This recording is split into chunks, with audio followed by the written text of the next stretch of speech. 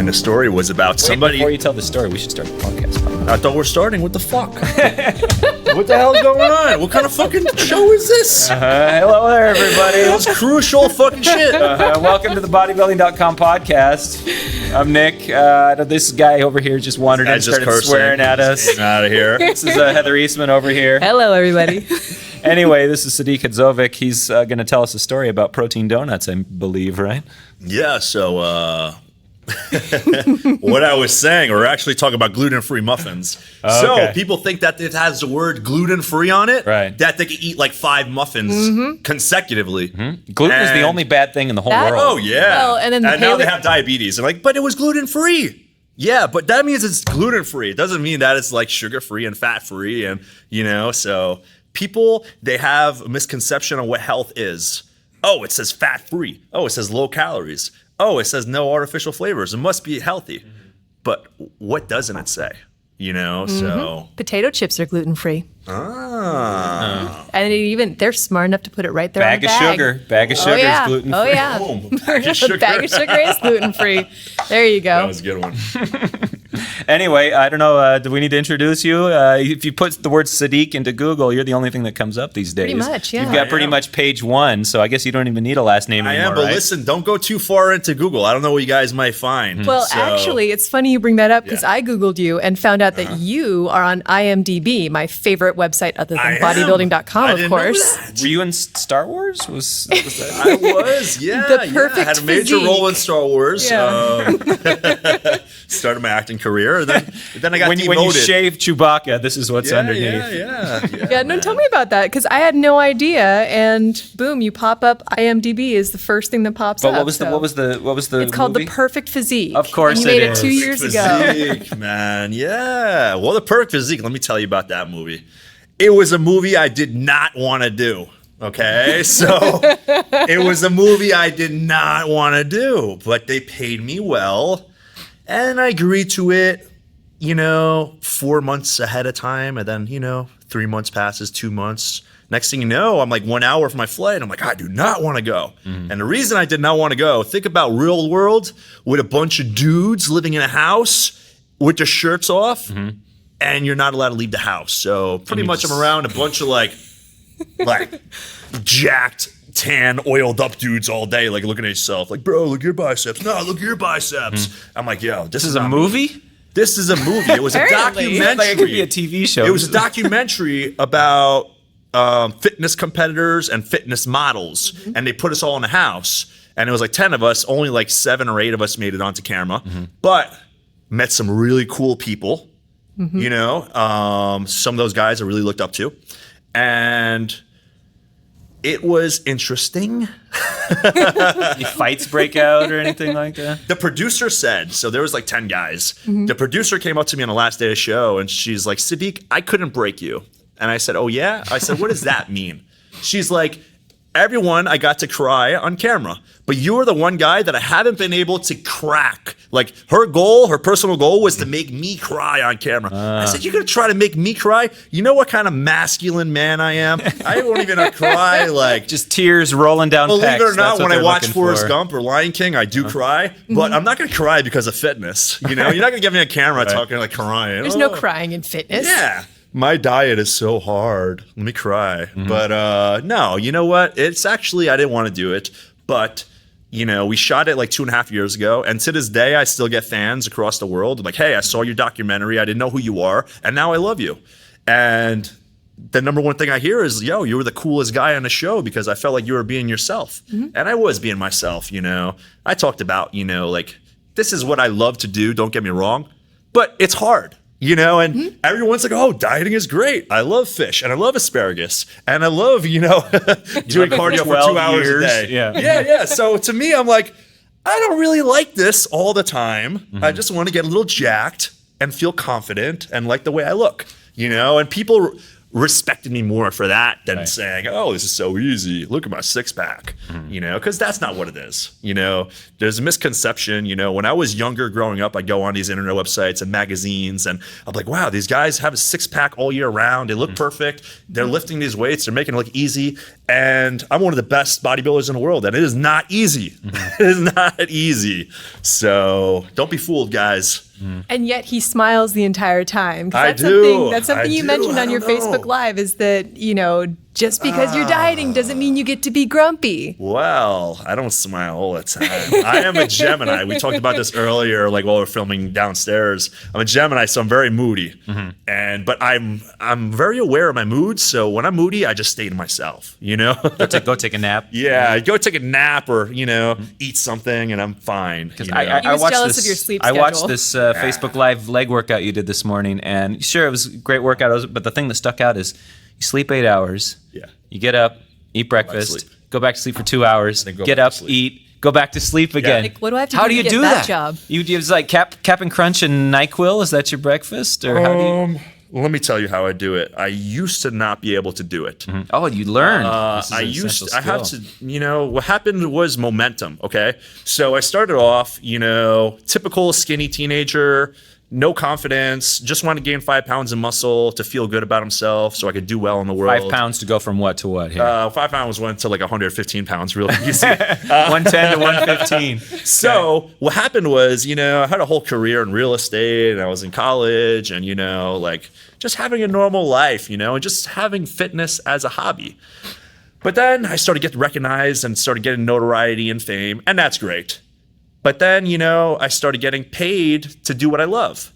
And then I started being able to help my family financially. And, just this last year, I've been helping my mom pay the mortgage and it feels great. So like, if I could, continue doing well and continue feeding my family and making their lives easier, then if I got to sleep for 10 hours instead of 6 hours, I'm going to do it. If it's going to make me better at the end of the day at my craft, the opportunity that I have is such a small window of opportunity that if I don't make it happen now and if I don't give 100%, instead I give 90% and I end up never achieving what I want to achieve, it's only my fault. For what? For an extra 1 or 2 hours of sleep a night or an extra 1 or 2 naps during the day? It doesn't make sense. So the sacrifice you're making to not follow your dream and not go 110%, it's mind-boggling. Right. Like, I know what's right and what's wrong. What's right is to work your butt off until you're the number one guy in the world or until, you're proud of yourself or whatever your goal is, So that's what's right. Do what's right. Do what's going to make you the best and be the best. If you have the opportunity to do it, do it. See, and I just love that you're talking about giving 110%, and that equals taking a nap. It's such a cool juxtaposition. Isn't that funny?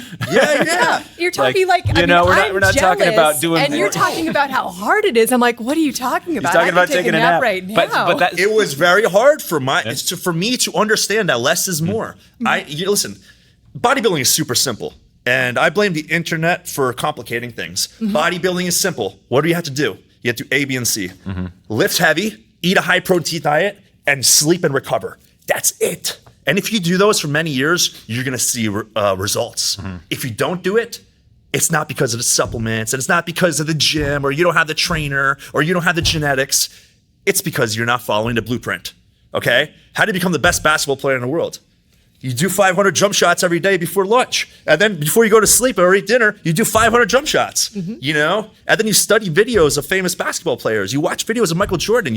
It's easy, So just do the damn work. It's not hard. I have no genetic. Everyone says, "Oh, it's genetic, Sadik." Oh, well, you know what? You were born in America, and you have money to afford protein powders, and you have this and that. We don't have the same opportunities in India or China or anywhere. It's not about that. Okay, some of the best athletes in the world come from the most poorest countries. It's about work ethic. You have it in here, or you don't have it in here. Simple as that. And if you don't have it, you're never going to have it. And sometimes it takes you to hit rock bottom to get there, And like I talked about, I got into fitness because I was so insecure. I was so insecure at one point, I had zero confidence that I didn't even want to be alive, And that's what forced me to change. When I looked into the mirror, I got physically sick of what I saw because I thought I was too skinny that I wanted to gag when I looked at myself without a shirt. So I knew I had two choices. I could either run from this or accept the fact that I'm going to be nothing, or I'm going to put myself through some pain for 1 hour a day, working out and force food down my mouth, 2 or 3 times a day and grow, So that's what I chose to do. Like I said, right or wrong. You going to do the right path or the wrong path? You got to be willing to suck for a while, right? But you know what? They see things like this. They see like instant, oh, take this pill. I'll instantly get big. Eat this, eat this protein donut. You could have delicious protein. Like, come on, man. You want to have protein or you want to eat a donut? Tell me what you want. You're prepping right now too. I mean, I'm very is that what you say in the off season too? No. I'm one of these guys. Listen. When I compete, I'm 110%. But, I traveled here with one of my best friends, Mark. And Mark is great because every time I'm with Mark, he tells me, Sadik, I worry about you because sometimes you're too in the zone. And sometimes you need to take a step to make 2 steps forward. So, what is he making me do this weekend? He's forcing me to go to UFC. So we're going to go to Anaheim. We're going to watch John Jones, Team GAT. He's going to get his title back. But this is something I would never do unless, you have good friends to push you. And he's not pushing me so that, I fall off my plan and my routine. He's pushing me so that I could kind of, recharge my spirit and then go back to the gym Monday and hit it hard, And that's what good friends are for, And so there's waves, work extremely hard and then take a break. And then work extremely hard and take a break. That's what life is. You go 100% for too long, your hobby is going to become old and it's going to come stale and you're going to give up. And it's going to be passionless. Sure. In 2015, I was competing. And in 2015, if you compare my photos of 2015 to now, you're going to see a huge difference. And everyone's like, what is it? Was it your trainer? Was it your training? Was it your diet? Was it the supplements changed? I said, no. It was a matter of restoring passion and fun into what I did. Because I did what I did, training and dieting for so long. And I was so intense that it took the fun out of what I did. And when you take the fun out of what you do, it reflects in the result. So now that I love what I do again, I love weight training. So I forced myself into a new division. I was going to say, how does that work in this? Yeah, I competed in men's physique. In men's physique, I competed. In my last Olympia appearance, I was 180 pounds on stage. So pretty much I was like starving myself to compete with these guys because I'm naturally 225. To fit in there. So I would lose 45 pounds just to fit in. And I was like, you know what? I hate the way I look. Now I feel like I went backwards 10 years and I'm looking in the mirror again and my shirt doesn't fit me right and I don't feel confident and I don't like the way I look. And I was like, you know what? I got to force myself to compete with the big guys. I'm going to gain 25 pounds of muscle in a year and I'm going to shock the world. And that's what I did. But being able to be a little fish in a big pond has allowed me to make my passion thrive again. I like to feel like the underdog. I like to feel like I have something to strive for, not just, hey, lose 5 more pounds. Okay, now lose 5 more pounds. All right, how about I lose another 5 pounds? How about no? It's bodybuilding, not body subtracting. So, it's like, it's not bodysubtracting.com. It's bodybuilding.com, man. Come on. Did you find that when you made that decision that your body was just grateful and it was like, all right, pile the muscle on? Oh, or man. were those 25 pounds a battle? Let me tell you this, man. If I had to do it again, I don't know if I could do it. Yeah. First of all, I'm a really confident guy. But I told my best friend, Gina, I was like, Gina, I'm going to do the classic physique division. And she's like, are you sure? Like, those guys are really big and shredded and you're kind of normal. And I was like, you know what?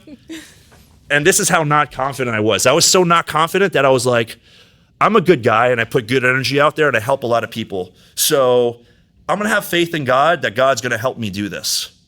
And that's crazy. You know what I mean? So, my goal was all right, my goal is gain 25 pounds. I'll be happy if I gain 10 or 12, whatever.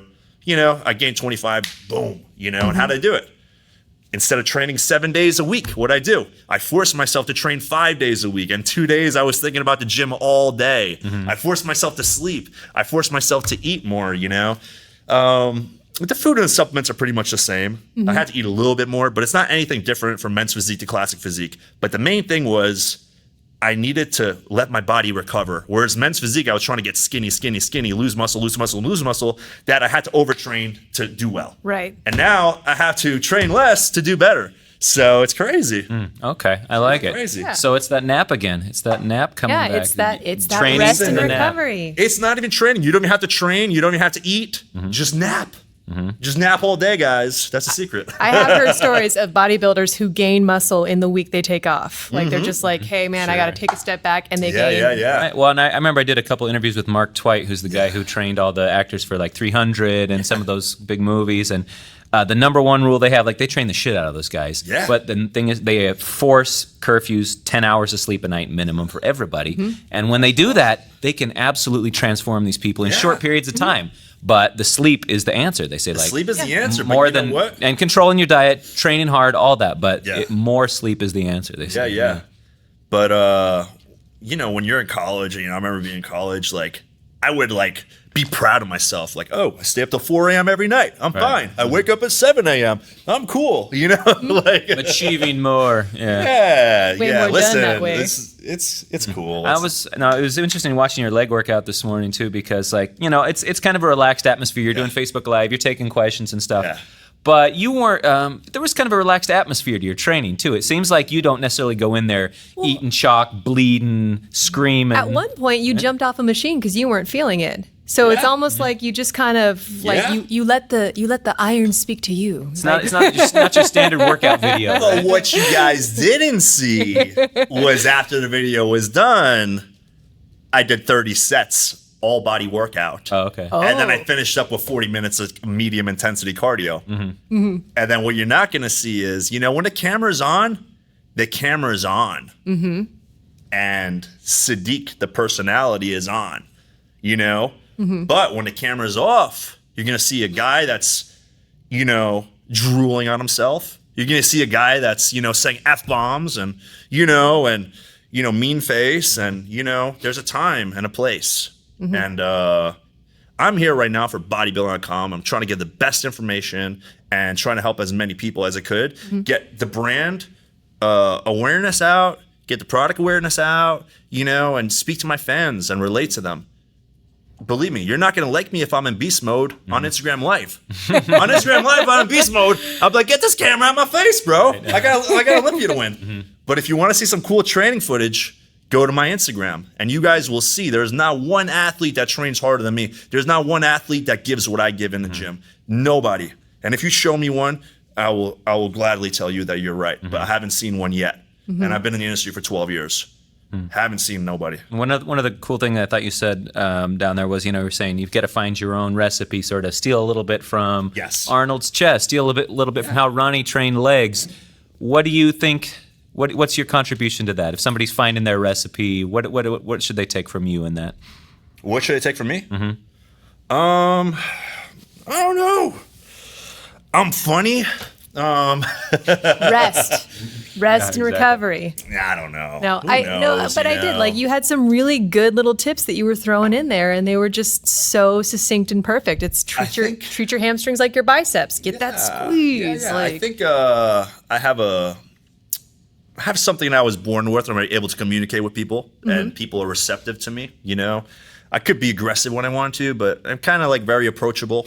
So people feel comfortable and they listen to me when I speak. So, but if someone could take something from me, like a lot of people, they idolize my V-taper or my delts, when I look in the mirror, I don't see any of that. I'm just a normal dude that works out all the time. I'd never even act like, I have any world titles. I don't act like I'm a professional athlete. I don't see myself in that light. I see myself just as, I'd still live at home with my mom. That's what I see myself, like a normal dude, and I have goals and I have so many things I haven't achieved. So I'm not there yet. I'm not there yet. Okay. So let's approach it a different way then. When did it really start clicking for you? Like between 110 and 225, 235, when did you kind of say, you know what? I think I'm kind of figuring this out. All right. So I started weight training because I wanted to feel more confident. I hated the way I looked. And then I reached my goal weight of 155. I said at 155 pounds, I'm going to feel comfortable in a t-shirt where I could, approach an attractive woman. Or if I'm in a job interview, I could look a man in the eyes and talk to him. It went from that quickly to, oh man, I like to look good when I'm out like hanging out in the clubs and I could pick up chicks. Kept on working out. You know, next thing you know, I'm like 190 pounds. Keep working out. You know, I was avid like fan of Bodybuilding.com. I would look at guys like Steve Cook and other athletes, you know, like, wow, this is so freaking cool. I remember like I saw a magazine cover with Steve Cook on it. And I remember I was with my girlfriend at the time and I was like, this is so cool. I know who this guy is. It's a goal of mine to get the same front cover of the same magazine with the same photographer, you know, on the front cover, you know, made that happen, you know. And then I joined a gym. It was called Bev Francis Powerhouse Gym because I saw a video of Kai Green on YouTube by accident. I saw his video of Kai Green and I was just shocked. First of all, I was watching because it was so outrageous. You ever see a guy that's 300 pounds of muscle, it didn't even look real. And I was like, this is freaking strange. I'm into this. And I started watching. And somebody told me like, hey, that gym that he trains at is right by your house. I was like, no way. I was like, I can't join there. I'm too small. 2 months later, it's my birthday. They buy me a gym membership. I go there. I was approached by the owner of the gym. His name was Steve Weinberger. Steve Weinberger is the head judge at Olympia. Huge, you know. Everyone knows who he is. He's the man.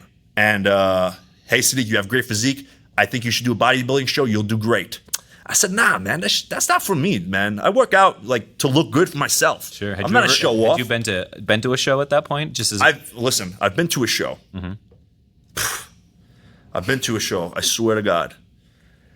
I felt so strange watching these grown men in oil and tan and Speedos.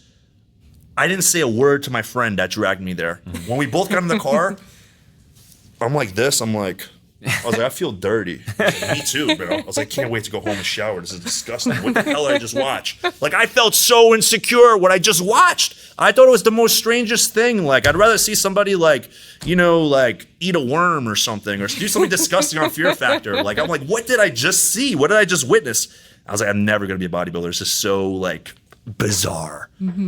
There's definitely two camps. And then 2 weeks later, I'm doing bicep curls in the gym again. Steve Weinberger, come on, Sadik. I know you said no. Nah, man, that's not for me, man. He's like, it's men's physique. I was like, what's men's physique? And he shows me a picture. I'm like, these guys are wearing they're wearing surfing shorts. What the hell is this stuff? He's like, you do be great in it. I was like, nah. 1 week later, ask me again. I said no again. It wasn't until like the fourth time I was approached, but he made his wife, Bev Francis, who was a famous bodybuilder. Sure, one of the greats. She came up to me, and I can never say no to the woman. I don't know what it is. I'm born this way. When a woman charms me, I could never say no. And I was like, all right, I'll do it. Then I'm like, what the hell did I agree to do? And I didn't diet. I didn't do any cardio. I didn't even know I was supposed to shave my legs. I didn't even know I was supposed to tan. I got a tan the day of the show. Thank God I had money in my pocket. Otherwise, I didn't even know. I went on stage and got second. And I didn't even try. So I got in the car and I started like laughing to myself. And I was like, I didn't even apply myself and I beat like 30 guys who've been like taking this serious. If I learn what I'm doing, I could be the best in the world. And I've never been the best in the world at anything. I've never had that aha moment where it's like, wow, I'm so proud of myself. You know, I graduated on top of my class, or, you know, I've never done anything that really gave my life so much meaning and passion and purpose, you know? And it's so strange because walking around shirtless and, hey, look at me, look at my six pack is the furthest thing from Sadik that Sadik is. You know, I'm not that guy. You know, even when I had muscles before that show and I was looking great, I would work out for me. But even at the beach, I felt insecure to take off my shirt because I knew I looked good. And I didn't want other people to feel uncomfortable. So I didn't even want to take off my shirt because like I didn't want to be that showing off guy. I worked hard and I didn't care who knew it. I know what I created underneath this shirt, and it's not about what you guys think of me. It's not about, hey, look at me, you know? It's like people that love cars. They don't get cars to show off. They get cars because it's like, hey, you know what? When I was a little boy, I always dreamed of having a Ferrari. Now I have one. I'm proud of myself. It's not I want a Ferrari so I can pick up chicks and impress people and show people how much money I have. And my body is my Ferrari. And I just want to have the perfect body that I always dreamed of having when I didn't have it. And now that I have it, I'm not going to walk around and, hey, I'm better than you because I nap for 12 hours and I eat 6 meals a day and all I do is work out.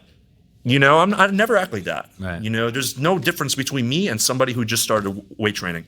It's two people that want the same thing, that are willing to work hard, and that's what it's about. And that's what the sport needs more of. It needs athletes or fitness personalities or role models that are preaching that, And big deal. You're the world's best bodybuilder. Big freaking deal. What do? You just sleep, eat, and train. It's not like, you didn't write a book. You didn't, it's easy stuff. I could have been a great doctor or a lawyer, but I didn't want to do it. I could have been a firefighter. I could have been like a hockey player, but I have no passion for that. So that was your first prep, and it was like a zero prep. It was zero prep. Totally positive. What was your next one like? Did you have a totally awful one after that made you go, what am I doing committing to this? No. Yeah. The next one was great, man, because what I started doing was, what's great these days, I could go on the internet, I could Google something, or I could go to Bodybuilding.com, and I could see what high intensity interval training is, or I could see what fasted cardio means, or I could see what L-carnitine is, or I could see what creatine, what the benefits are. So the information is instant, and you can learn so much little by little, or go through the magazines. Oh, this is what Kai Green does for his back. Let me see if I could do the same exercises and see if it's effective for me. So that's what's great. Slowly but surely, through trial and error, I learned what worked for me and what didn't work for me. 12 years later, I'm still switching trainers. I'm still switching nutritionists and trying new supplements because I'm still learning my body. And that's what is making me really love what I do, is because I'm still not at that level, and I'm still striving to be the best in the world, because once you're the best in the world, it's kind of like when you're on top of the mountain, then what do you do? So I love the climb, and I love the journey, and I love the thrill of, chasing down these guys one by one. I'm coming after you. That's right. you got a big Olympia coming up. Yeah. It's just another show, because the Olympia is my only show. So it's like my only show a year. So I'm the guy that's whistling and singing backstage, and everyone's all nervous. And I'm like, yo, this is just another day, man. This is my 5th Olympia. Many people that never even believed I could do one Olympia. I did 5 Olympias. I placed, I have 4th place. 2nd place, 2 runner-ups, Yep. and now a 3rd place. So the only thing that's missing, I'm not going to 5th place. I'm only going up to 1st place, and that's it. God willing. So, and if I don't, I wasn't for some strange reason, some of the best shows and experiences I ever had were when I didn't win. I could lose to another man, and if I see that other man is better than me, I'm happy that he won. If I know I'm not number 1, I'm glad number 1 won. Because if I were to win knowing I'm not the best, then I'm not the best. But I've gotten 2nd place at shows where I was like, I know I'm the best. I don't need your approval. I'm going to go hang out with my friends and family now, eat this cheesecake, and have a good time, because I know what I achieved. And it's not about the thing. It's not about holding this gold thing in the air. That's not the trophy. The trophy is, what'd you do for those 12 weeks? Did you give 110%? Did you miss out on a workout? Or were you mean to your family, your friends? Did you inspire people? Or were you selfish? That's what being the champion is. I'm the champion. Every single show I do, win or lose, I'm always the guy. I'm the guy people talk about. I'm the guy that's the most improved. I'm the guy that everyone loves. Hey, you saw that guy with the long hair and the big nose, though? That guy was incredible, So they don't know anybody else, but they know me, and it's really cool. It is really great. So win or lose, it's always a win for me. So I'm very happy. But hell, with all that being said, I want to freaking win. I was going to say. Everybody wants to win. No, believe me, I want to win, and I cannot wait to win. It's a sport where you're judged against everyone else, but really you're competing with yourself. And that sounds like that's so the attitude. Cliche. And everyone thinks I'm lying when I say it, and I'm like, yo, it's the truth. Because once I start thinking about, my opponents, you're I gonna stop psych thinking yourself about out, myself. And I don't see, I'm only focused on them. They're throwing you off your game. Focus on yourself, man. Focus on yourself. Awesome. Wise words. Yeah. I think that's a Absolutely. good message to end it on. Yeah. Best of luck. We'll be Oh, we're ending watching. already? Dude. I'm just getting started, bro. What the hell? Well, This part two. you got another 5 workouts tomorrow, and then we can talk about it after that. There you go. We could do podcast number 2. Yeah, exactly. Wow. Okay, cool. right, You guys Sadik didn't Hadzovic. dig deep. I thought you guys were gonna get personal. Oh, we're gonna ask with all it. the Tell us about when your daddy hit you. We're gonna make you cry. I Hey, mean, if she couldn't break you in 8 weeks spending all that time with those guys, how are we gonna break you in 30 minutes? I know. the Olympia is the one that breaks. Like, so when you win the Arnold, nobody cries, but when you win the Olympia, When you win the cry. Olympia, I- that's I'm when we will be there for those tears. I am not crying. When I win 2 or 3 times consecutively, I will never cry. Not a I tear. promise you. Not All right. a tear at the Olympia. Come on, bro. All right. But if you put on Lion King, I'm gonna cry. You know? They're just gonna have that. They play the Lion King music as you like- walk out to accept the trophy. Oh All right. no! It's a sad movie, Disney. Yeah. Why'd you do that? Yeah, Why'd you do that to seriously, Sadik? man. I know you're trying to teach me a lesson, but still, I got All street right. cred. We will hold you to that then. Yeah, I'm not crying crazy. There might be a gif in there somewhere. If you do that. Come on, dude. Crying because I won. Crazy. All right, Sadik, thanks for coming and talking Thank with you, us. buddy. Yes, thank you. Thank you so much.